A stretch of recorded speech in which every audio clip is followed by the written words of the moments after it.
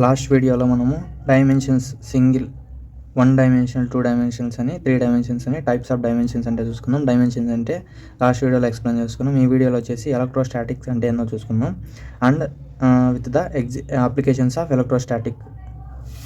ఇప్పుడు ఇక్కడ first electrostatics అంటే ఎలక్ట్రో మీన్స్ ఎలక్ట్రో అనేది ఇది వచ్చేసి branch of physics or science. It deals with electrons.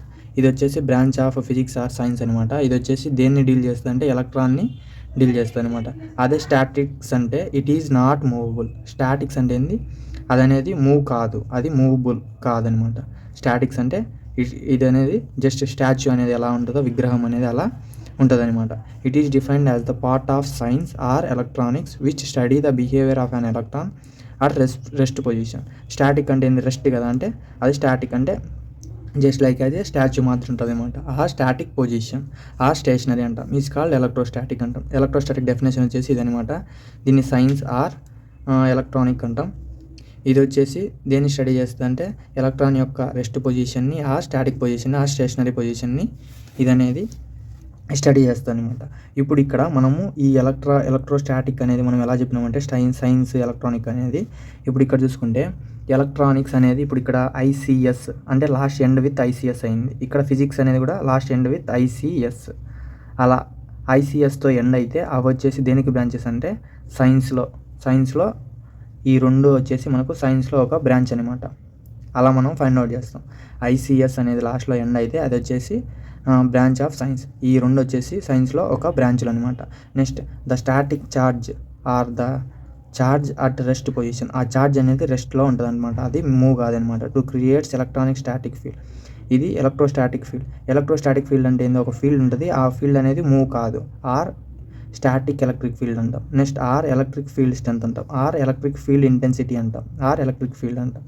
సింపుల్గా ఎలక్ట్రిక్ ఫీల్డ్ అనొచ్చు, లేదంటే ఈ నేమింగ్స్ అన్నీ కూడా యూజ్ చేయొచ్చు. దీన్ని మనం దేంతో ఇండికేట్ చేస్తామంటే ఎలక్ట్రిక్ ఫీల్డ్ని దేంతో ఇండికేట్ చేస్తాం, క్యాపిటల్ ఈతో మనం ఇండికేట్ చేస్తాం. And units are volt per metre.